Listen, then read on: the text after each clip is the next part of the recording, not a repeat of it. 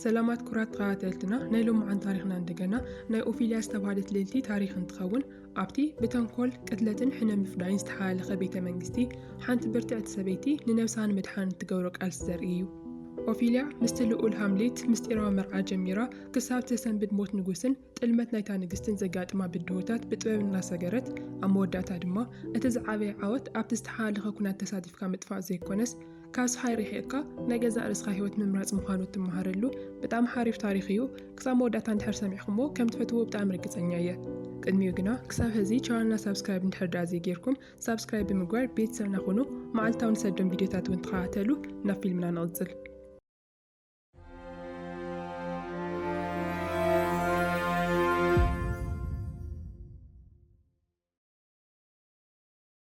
إذا تاريخ أتانيشتي أوفيليا نارئينا يزجمر أبت نايدين مارك نيكسنت تحوت محورا ودرجة كوانتنورا أوفيليا جنا أزيانت أزخانت منفس اللو أقواليانيرا أبت جزاتي ندق أنستيو تمرت زي فكر ولا كوانتنورا نساقنا نمت أحفت زلوا فقرست العالة نحاول لأرتيس ناتخاتلت نبيت تمرت تخيد نيرا بتوسع قدمة أزيات وعد زميل أخوينا كالوت محازوتان ميتاوز فرحو ومكفلتات كي ترفه نساشو اللي خاطعتي أبت أوانتي نايت الأول هامليت مبل 15 عامة لدتو يزخبر نيرو نقصاو سدرابيتاتن كوراتا جايشن نتو علي خبرو اللو كم أول بنشتايو ناو يونيفرسيتيس لزاتو ناين قاعدة سؤال كامل اختي حلفولو أبت ساعات أوفيليا أبت حتى ربيزات حابي أصل لازنارت بهان دبت ناي كل سبت خورت تسحب اتغدى ما يمخار نايت نقص خوانا أبو أبولينيس دما قلت إفو مزيو نتخونتات يراقعو يكرتا دحر محتاتو دما نملأت بيت فردي وقالو مخانا إلا اليوم أبت ساعات إتا جرترود استوهالت نجستي بناي أوفيليا نتسنان تبعاتن سلسلة مسدت أوفيليا ناي نجستي أسنا دعيت نغتكون تمرسأ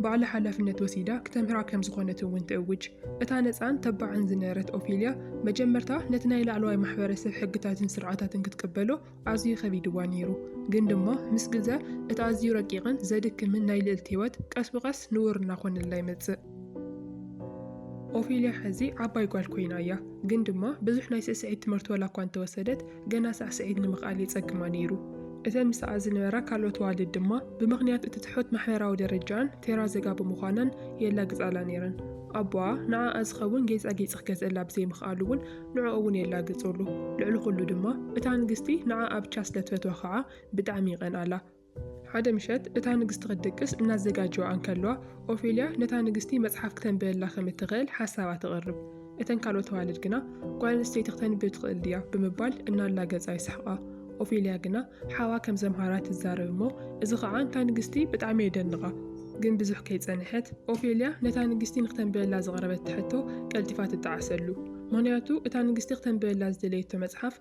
نخبرت قوال نستي تزمتن نهاي مالوت مصحف زي كونس بزعو حانتي نخالي ودت تفكر بعالت حدار سبيت تزقلت ناي فقر تاريخي نيرو دهرس توسنو معالتات اتلقول هامليت كاوت مرتو تمليسي مزق حزي صبغن ماراخن جوز ود خوينلو أوفيليا كم توترو تجبرو أحد صبغ دحر قطري نابت قصر بيت منجست زركب عزيات فتوه هدوء على يتخيد قندم ما أبتجزاتي اتلقول هامليت بهان دوتي رخوة هامليت نوفيليا مسرعيا تمليس نابيت منجست خيد دسيبلو النيرو عالكو راشو كاو نخسحو ولا كوان تفتنا هامليت كنا بتاعت صبغتو أوفيليا تسحيو كنك أساسوني كعلن وراشو كاو كسحونا مكرن كلو خعا هامليت يابمو أمونقوت مسححا كلتي أم نابتقى لا يودكو إذا خعا نوفيليا نجراتا أكيوان غتهدم جزي هوا كابت جزات جميرم دقاقيمم يرخو نيرم أموداتا دما هامليت نوفيليا بتعم 5 فتوان غقلز ألا يقدد بتخالي قد نقستي جرترود فورن أقالوان نمركاب كتل مستنفوغن سنة مقوار زي بلون نساب آيا حاوز خونة كلوديس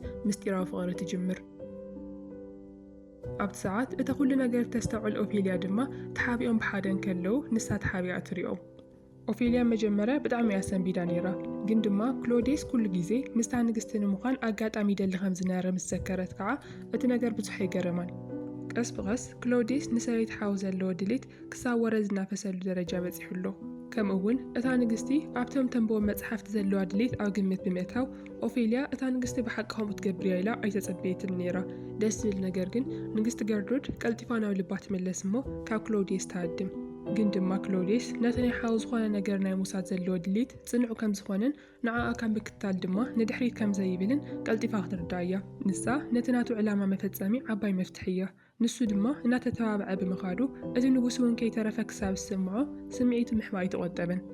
እቲ ንጉስ ባዕሉ እውን ኣብ መንጎ ሰበይቱን ሓውን ዘሎ ርክብ ግልጽ እናኾነሉ ይመጽእ። በቲ ካልእ ወገን ድማ ልኡል ሃምሌት ኣብ ኦፌልያ ፍቕሪ እናጠሓለ ክኸይድ እንከሎ ኦፌልያ እውን ነቲ ንዕኡ ዘለዋ ስምዒት ክትርድኦ ትጅምር። ሓደ መዓልቲ እቲ ናይ ገጽ መሸፈኒ ማስክ ጌርካ ኣብ ዝኽበረሉ ድግስ እንከልው ኦፌልያ ብጣዕሚ ጨንቃ እሞ ኣየር ንምትንፋስ ኢላ ካብቲ ኣዳራሽ ትወፅእ። ንሱ እውን ከም ዝጠፍአት ምስ ዝተውዓለ ደድሕሪያ ይስዕቦ። ድሓረው ደገ ኮይኖም ካብ ሓንቲ ጽዋ ብሓባር ይሰትዩ። ንሱ ድማ ካብ ሓንቲ ጽዋ ምስታይ ማለት ነቲ ሰብ ቃል ኪዳን ምእታው ማለት ከም ዝኾነ ሰሚዕ ኣለኹ ብምባል ብፍቕሪ ይዛረባ። ብድሕሪኡ ከዓ ይስዕማ። እቲ ዝሐዝን ነገር ግን እቲ ገና ዝጅምር ዝነበረ ፍቕሮም ንነዊሕ ክኸይድ ኣይከኣለን። ሃምሌት ናብ ትምህርቲ ክምለስ ስለ ዝነበሮ እቲ ሓድሽ ዝጀመረ ፍቕሮም ንጊዜ ይቋረጽ። ጸኒሓ ገርትሩድ ንኦፌልያ ናብቲ ዓሚቕ ዱር ትሰዳ እሞ ካብቲ መክቲል ዝተባሃለ ፈዋስ መድሓኒት ንኽተንጸላ ትሓታ። ኦፌልያ እውን ከምቲ ዝተባሃለቶ ከይዳ ክትማልአላ እንከላ ኣብ መንጎ ንጉስን ንግስትን ዓብዪ ባስ እናተኻየደ እንከሎ ትርኢ። እቲ ዋሲ ንግስቲ ገርትሩድ ካብ ሰብኣያ ትኹረት ክትረክብ እናለመነቶ ንሱ ድማ እቲ ንግስነት እኮ ካብኣ ንላዕሊ ንዕኡ ከም ዘድልዮ ብምግላጽ ይዛዘም። ብጽባሒቲ ንግሆ እቲ ንጉስ ብሃንደበት ይዓርፍ። ብመርዛም ተመን ተነኺሱ ተባሂሉ ድማ ይንገረሉ።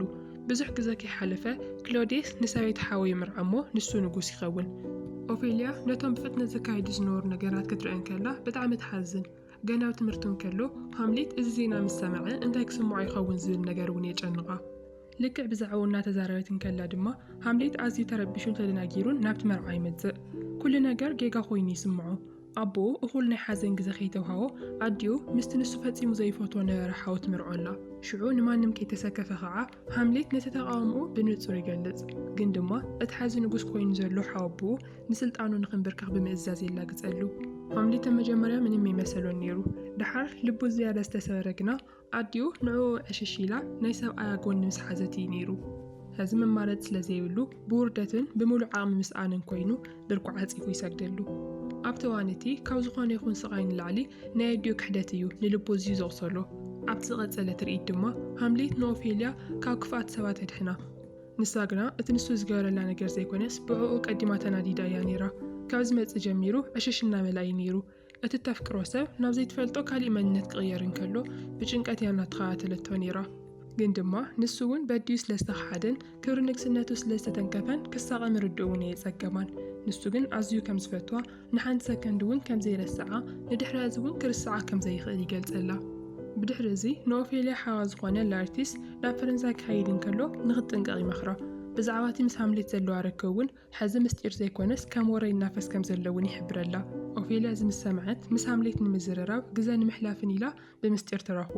ንሱ ድማ ብዛዕባ ድዩ ኣቦኡ ቅድሚ ምሟቱ ዝነበሮም ዘይእምንነት ብጥርጣሪ ይነግራ።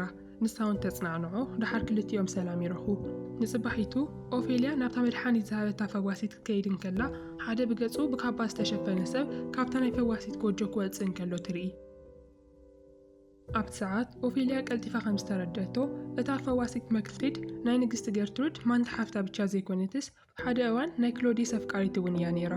ጓል 19 ዓመት እንከላ ከም ዝመርዓዋ ቃላት እዩ ከም ትጠንስ ይገብራ። ግን ድማ እቲ ህፃን ምስ ተጨናገፈ ነበርቲ ዓዲ ብጥንቁልና ኸሲሶም እናሃደንዋ እንከሎ ንሱ ንበይና ገዲፍዋ ይጠፍእ። ንሳ ግና ብዛዕባ መርዛም ነገራት እኹል ፍልጠት ስለ ዝነበራ ከም ዝሞተት ብምምሳል ካብ ናይ ሓቂ ሞት ተምልጥ። በቲ ሓደ ወገን ድማ ልኡል ሃምሌት ንኦፌልያ ናይ መርዓ ሕቶ የቕርበላ። ብምስጢር ቀሺ ብምድላው ድማ ንጽባሒት ይመርዓዓው። ሓደ ወዲ ንጉስ ዝኾነ ልኡል ንሓንቲ ተራ ጓል ምምርዓው ክሳብ ክንደይ ናይ ከቢድ ተቃውሞ ከም ዘለዎ ይፈልጥ ወላ እኳ እንተነበረ ግን ድማ ንመን ክምርዖ ከም ዘለዎ ከዓ ማንም ሰብ ክውስነሉ ይፈቐድን። ንሓፂር እዋን ኣብ ህይወቶም ካብ ዝኾነ ግዜ ንላዕሊ ሕጉሳት እዮም ነይሮም። እዚ ሓጎስ ዝመልኦ ህይወቶም እውን ንዝተወሰነ ግዜ ተዝጸንሕ ብጣዕሚ ደስ በሃሊ ነይሩ። ንጽባሒቱ ኦፌልያ ንንግስቲ እናገልገለት እንከላ እቲ ኣብ ዱር ረኺባቶ ዝነበረት ገጹ ዝተሸፈነ ሰብኣይ ክሎዴስ ምዃኑ ትፈልጥ እሞ ብጣዕሚ ትስንብድ።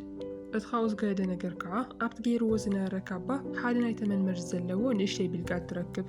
ግን ድማ ንሱ ቀልጢፉ ብዛዕባ ምስ ሃምሌት ዘለዋ ርክብ ክሓታ ይጅምር። ኦፌልያ ሓሶት ተዛሪባ ንነብሳ ትከላኸል ዝኻኣለቶ ወላ እኳ እንተገበረት ክሎዴስ ግና ነቲ ናይ ፍቕሮም መለለይ ዝኾነ ምልክት ይረኽቦ። ተቃውሞ እውን ብንጹርን ብሓይልን ይገልጸላ። ይኹን እምበር ንፍቕሮም ዘረጋግጽ ድልዱል መርትዖ ከዓ ስለ ዝደለየ ካብ ርሑቕ ኮይኑ ኩሉ ግዜ ይከታተሎም ነይሩ። ኦፌልያ እውን ኣብ መንጎኦም ምንም ነገር ከም ዘየለ ንምምሳል ካብ ሃምሌት ርሕቐታ ትሕሉ። ግን ድማ ብዛዕባ ሓወቡኡ ዘለዎ ጥርጣሪ ከዓ ብሕሹኽታት ይነግሮ። እቲ ንጉስ ዝነበረ እውን ብክሎዲስ ከም ዝተመረዘ ተረድኦ። ንክሎዲስ ኣብ 3 ዝተፈላለዩ ዘጠራጥር ቦታታት ረኺባቶ እያ። ቀዳማይ እቲ ንጉስ ቅድሚ ምዋቱ በታለይ ትንሳ፣ ካልኣይ ኣብቲ ዱር፣ ሕጂ ድማ ኣብቲ ካብኡ ናይ ተመን መርዚ ሒዙሎ። ሕዚ እዞም ኩሎም ኩነታት በጋጣም ብቻ ከም ዘይነበረ ተረዲእዎም ኣሎ። ሃምሌት ድማ ንኦፌልያ ልክዕ ከም ዝፈርሐት ንክትመስል ይነግራ እሞ ንሱ ከም ዕውድ ከምስል ይጅምር።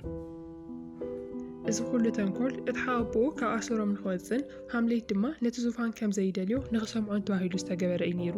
ካብቲ ቤተ መንግስቲ ንክትወፅእ ድማ ይልምና። ደጊም እቲ ቦታ ንዓኣ ውሑስ ከም ዘይኮነ ሃምሌት ኣብቲ ናይ ጽላለ ምስሊ ኮይኑ ይገልጸላ። ብድሕሪ እዚ እውን ናይ ኣቦኡ ሞት ዝገልጽ ሓደ ተዋስኦ ንኸቕርቡ ንሓደ ጉጅለ ተዋሳእቲ ይቆፅር። እቶም ኣጋይሽ በቲ ዝረኣይዎ ነገር ብጣዕሚ ይገርሞም፣ ንክሎዲየስ ግና ብጣዕሚ የናድዶ። እዚ ንጥርጣረ ሃምሌት የረጋግጸሉ። ብድሕሪ እዚ ክሎዲየስ ንሃምሌት ንምቕታል ክዳሎ ከሎ ኦፌልያ ግና ጣልቃ ኣትያ ደው ተብሎ። ንግስቲ ገርትሩድ ድማ ንወደይ ንዓይኒ ክጸልአኒ ጌርክዮ ኢኺ ብምባል ትኸሳ፣ ካብቲ ቤተ መንግስቲ ንክትወፅእ እውን ትእዝዛ።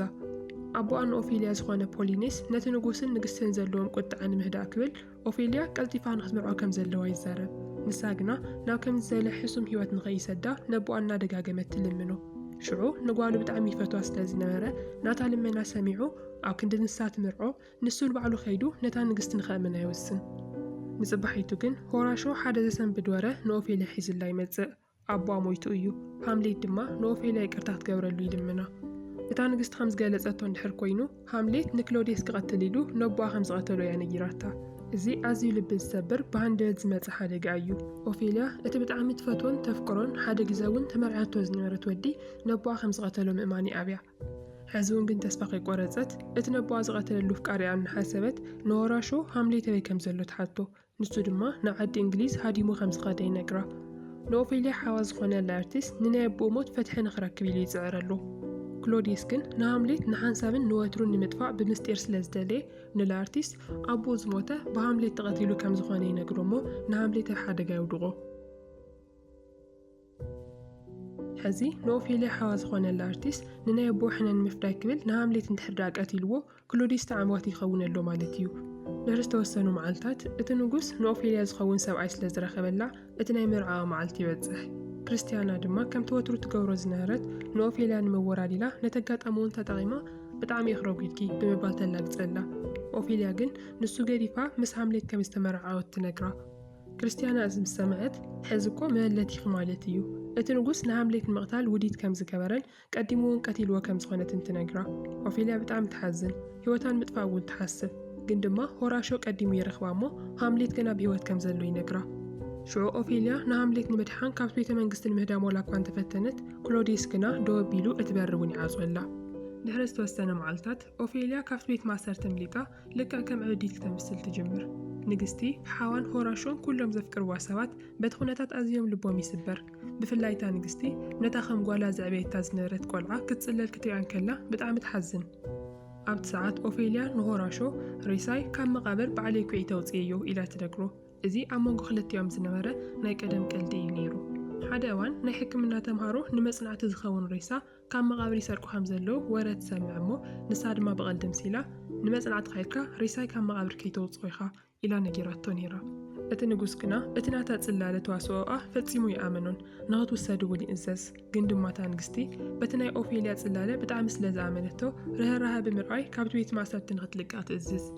ሽዑ ኦፌልያ እቲ ካብ ሜክቲል ዝወሰደቶ መድሓኒት ሒዛ እናጉየት ናብቲ ትፈትዎ ቃላይ ተኣቲ። ነቲ መድሓኒት ምስ ሰተየቶ ከዓ ልባ ደወለ እሞ ኣብቲ ማይ ጠሓለት። ንንግስቲ ገርትሩድን ንኹሉ ዝረኣያን ኦፌልያ ዝሞተት ይመሲልዎም ነይሩ። ሆራሾ ግና እቲ ብምስጢር ዝነገረቶ መልእኽቲ ተረዲእዎ ስለ ዝነበረ ምስ ተቐበረት ካብ መቓብር ኩዒት የውፅኣ። ኦፌልያ ናይ ብሓቂ ሞይታ ዘይኮነስ ንሞታ ኣምሲላቶ ብቻ እያ ነይራ። ግን ድማ ብጣዕሚ ደኺማ ስለ ዝነበረት ከዓ ነቲ ዝሰተየቶ መርዚ ካሕወየላ ዝኽእል መድሓኒት ትሓታ። ብድሕሪ እዚ ኦፌልያ ንሜክቲልስ ንክሎዲየስ ንምንታይ ከም ዝሓገዘቶ እናሓተተት ትወቕሳ። እቶም ነበርቲ ዓዲ ንሜክቲል ንካድኑ ዝገበረ እውን እኮ ባዕሉ ክሎዲየስ እዩ ነይሩ። ድሕሪ ዝተወሰኑ ሰዓታት ኦፌልያ ካብ ድቀሳ ክትበራበር እንከላ ንንግስቲ ገርትሩድ ኣብቲ ክፍሊ ኮይና ትጸንሓ እሞ ብጣዕሚ ትስንብድ። እታ ንግስቲ ናይ ኦፌልያ መንፈስ ዝመጸ መሲልዋ ይቅርታ ክትልምና ጀመረት። ኦፌልያ ግና ኩሉ ትፈልጡ ሓቂ ነታ ንግስቲ ትነግራ። ቀዲሙ ንሜክቲል ዝጎዳእ ሰብ እውን ክሎዲየስ እዩ ነይሩ። ሽዑ እታ ንግስቲ ገርትሩድ ኦፌልያ ብሂወት ከም ዘላ ምስ ፈለጠት እቲ ዘሎ ኩነታት ትነግራ።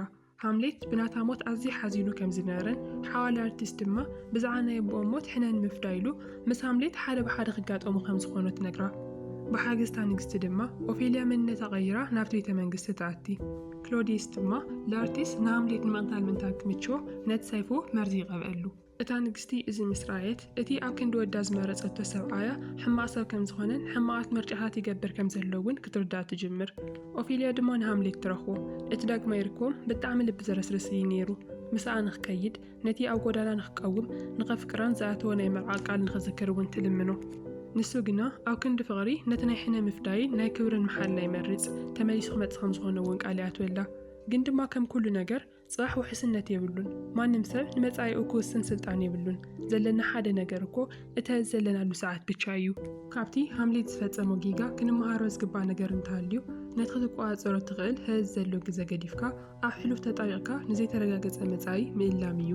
ነታ ዝፈትዋ ጓል ኣቦኣ ምቕታሉ ሓደ ስሕተት ወላ ክኾይኑ እናሃለወ ዳግማይ ሕነ ንምፍዳይልካ ናብ ቅትለት ምኻድ ግና ካልእ ናይ ሃምሌት ዕሽነት እዩ ነይሩ። ኦፌልያ እውን ስለዝተረድአት ንሃምሌት ሰላም ተሰናቢታ ንነብሳ ንምድሓን ትመርፅ። ነቲ ቤተ መንግስቲ ነቶም ካብኣ ዝፅበዩ ነገራት ነቲ ስቓይ ነቲ ዕብደት ንድሕሪት ገዲፋቶም ትስጉም። ኣፍቃሪኣ ነቦኣ ቀቲልዎ እዩ። ሕዚ ድማ ሓወን ኣፍቃሪኣን ንሞት ይቃለሱ ኣለዉ። እዚ ኩሉ ክፃወር ዝኽእል ሰብ የለን። ኦፌልያ ግና ሓያል ስለ ዝነበረት ክሳብ መወዳእታ ፅዒራ እያ። ከም ጓል ኣንስተይቲ መጠን ድማ ባዕላ ንርእሳ እንድሕር ደኣ ዘይመሪፃ ማንም ከም ዘይመርፃ ትርዳእ። ኣብቲ ናይ ሰይፊ ቅልስ ለኣርቲስት ንሃምሌት በቲ መርዛም ሰይፊ ገይሩ ይወግኦ። ግን ድማ ሃምሌት እውን በቲ ሰይፊ ገይሩ ንለኣርቲስት ስለ ዝወግኦ ክልቲኦም በቲ መርዚ ተሳዒሮም ናብ ሞት ይወድቁ። ንግስቲ ገርትሩድ እውን ነቲ ተፍቅሮ ወዳ ምስ ኣጥፍአት ነቲ ዝወደቐ ሰይፊ ልዒላ ነቲ ሰብኣየ ኢላ ትፅውዖ ዝነበረት ናይ ሂወታ ዓብዪ ስሕተት ክሎዲየስ ትወግኦ። ክሎዲየስ እውን ግን ዘይተፀበየ ነገር ስለ ዝነበረ ብጣዕሚ ሰንቢሉ ኣብኡ ከሎ ይዓርፍ። ሕና እውን ቀጥታውን ብጣዕሚ ቅልጡፍን እዩ ነይሩ። ሜክልቲድ ንክሎዲየስ ዋግኡ ንምኽፋል ኢላ ምስ ናይ ፀላት ወታደራት ኮይና ነቲ ቤተ መንግስቲ ትወሮ። ሓፍታታ ንግስቲ ድማ መርዚ ሰትያ ክትመውትን ከላ ብሓዘን ብዓይና ትርኢ። እዚ ኩሉ ናይቲ ንጉሳዊ ስድራ ቤት ታሪክ ብኣዝዩ ዘሕዝን መልክዕ ይዛዝሞ። ኦፌልያ ግና ናይ ዝሕሱም ታሪክ ኣባል ክትከውን ብምእባያ ኣብ ሓደ ገዳም ብሰላም ክትነብር ትጅምር። ኣብኡ ድማ ጓል ሃምሌት ትወልድ እሞ ኣደን ጓልን ንዘለኣለም ብሕጉስ ሂወት ይነብራ ኣለዋ። ሓደ ግዜ እቲ ዝዓበየ ትብዓት ዝሕተተሉ ስጉምቲ ተዓጊስካ ምቅላስ ዘይኮነስ ካብቲ ቦታ ርሒቕካ ንባዕልኻ ምምራፅ እዩ። እቲ ፊልም ከዓ ብከምዚ ስምዒታዊ ብዝኾነ መንገዲ ይውዳእ። ከም ዝፈትኹሞ ተስፋ ይገብር። ካብዚ ፊልም ዝተማሃርኩምዎ ዓብዪ ትምህርቲ እንታይ ከም ዝኾነ ኣብ ኮመንት ሓሳብኩም ጽሓፉልና። ኣብ ቀጻሊ ቪድዮ ክሳብ ንራኸብ ከዓ ሰላም ኩኑ። ቅድሚኡ ግና ቻናልና ሳብስክራይብ ምግባር ከይትርስዑ ኢኹም።